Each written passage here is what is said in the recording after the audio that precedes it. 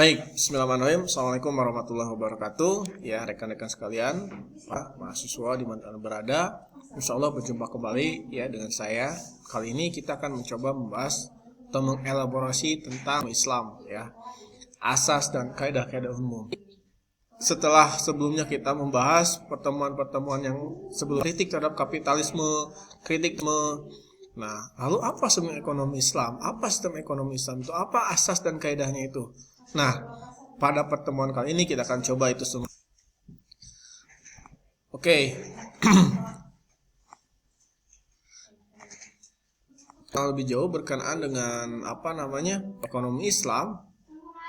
Ini ada pilar-pilar sistem ekonomi Islam, ada kepemilikan ya individu, kemudian ada tasarruf, kemudian yang ketiga tentu ada ya. Nah, jika kita melihat pilar ekonomi Islam, yang pertama adalah konsep kepemilikan al-milkiyah. Milkiyah ini menarik sebetulnya secara umum ya.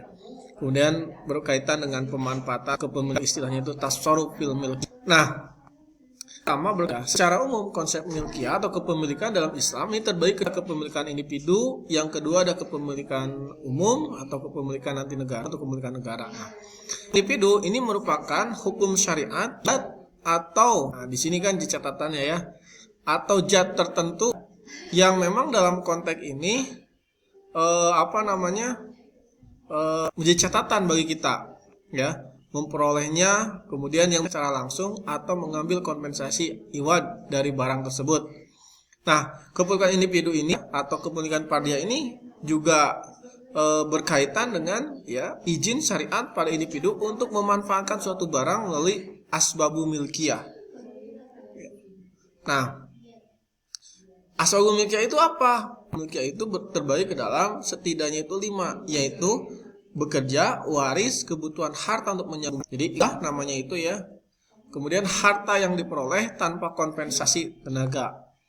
Bekerja. Sebab-sebab kepemilikan dalam ekonomi Islam yang pertama itu bekerja. Salah satu contoh dari bekerja itu yaitu menghidupkan tanah mati, atau yang kedua menggali kandungan bumi ya. Yang ketiga bisa dengan berburu. Kemudian yang keempat samsaroh ya, menjadi broker atau makelar.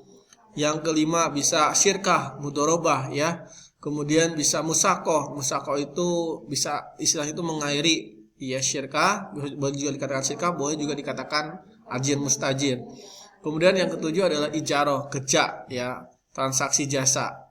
Sebab-sebab kepemilikan berkaitan dengan waris. Waris itu apa? Waris kan pada nas Al-Quran yang bersifat taufiki dan tidak diserat. Kemudian adanya kebutuhan harta untuk menyambung hidup. Kemudian ada pemberian harta atau ita'ul daulah ya. Kemudian harta tanpa kompensasi. Ini semua nanti kita akan bahas. Jadi luar biasa tentang milkiyatu fardiyah. Nah, yang kedua ada kepemilikan umum. Apa sih kepemilikan umum itu? Secara umum, pengertian dari kepemilikan umum itu merupakan izin syariat kepada masyarakat untuk memanfaatkannya. Nah, yang menjadi dalil dari kepemilikan umum ini sendiri adalah an-nasu suraka'u fil ma'i wal kala'i wan nar wa samanu harum. Jadi manusia berserikat dalam 3 hal. Apa saja? Air, api, kemudian padang rumput. Bahkan dalam keterangan yang lain ada seorang sahabat namanya Abiyad bin Hammal. Dia meminta izin kepada Rasulullah untuk mengelola tambang garam. Saat itu Rasul mengizinkan, silakan, tetapi setelah itu datang sahabat yang lain menyampaikan, tahukah engkau apa yang engkau sampaikan wahai Rasul kepada beliau? Itu laksana mengalir. Artinya air yang mengalir itu jumlahnya banyak, sehingga tahu jumlahnya banyak kemudian mengambil lagi atau mencabut izinnya itu. Nah, ini ya. Selanjutnya ada jenis pemilikan yang ketiga, itu berkaitan dengan tadi kepemilikan negara itu. Selain dari kepemilikan umum ada kepemilikan negara. Nah, kepemilikan negara apa? Sebetulnya kepemilikan negara ini berkaitan dengan tempat-tempat, sarana-sarana, fasilitas-fasilitas umum seperti bandara, terminal, ya, stasiun, jalan tol. Ini ada milik negara yang memang dikelola oleh negara sebagai dalam konteks ini itu. Nah, itu adalah 3 kan. Nah, yang berkaitan selanjutnya berkaitan dengan tasarruf adalah bagaimana memanfaatkan atau mengolah harta itu. Jadi memperbanyak harta itu tasarruf. Nah, asas yang ketiga ini yang menarik sebetulnya berkaitan dengan distribusi. Nah, distribusi ini ada persepsi di kalangan ekonom konvensional kan yang menyatakan bahwa permasalahan ekonomi itu ada scarcity, kelangkaan. Namun dalam perspektif Islam, jadi problem utama adalah distribusi. Kenapa distribusi? Dalam perspektif ekonomi Islam, Allah itu menciptakan harta, ya, sumber daya alam yang cukup untuk manusia. Tapi karena problem distribusinya tidak adil merata, sehingga ada yang kebagiannya banyak, ada yang kebagian sedikit. Nah, problemnya itu jadi bukan karena kelangkaan, distribusinya tidak adil dan merata. Nah, fungsi negara, ya, itu adalah mendistribusikan harta itu bisa seadil mungkin, ya, seadil mungkin katanya itu.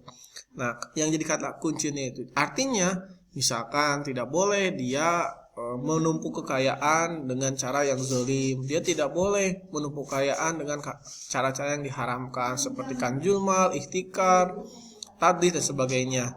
Nah, distribusi ini betul-betul berperan penting gitu. Bagaimana negara hadir memfasilitasi sebagai wakil dari umat untuk mendistribusikan harta. Ada mekanisme dengan cara zakat, ya, bagian distribusinya. Nah, ini ya di catatan. Sehingga dalam perspektif Islam boleh saja, ya, untuk kaya, tidak ada lah untuk kaya, hanya bagaimana kekayaan itu diperoleh dengan cara yang ma'ruf, ya. Jadi betul-betul cara baik. Nah, itu saja mungkin yang bisa saya sampaikan. Mudah-mudahan apa yang saya sampaikan ini bisa bermanfaat, khususnya pengetahuan tentang ekonomi Islam. Terima kasih atas perhatiannya. Ya, assalamualaikum warahmatullahi wabarakatuh.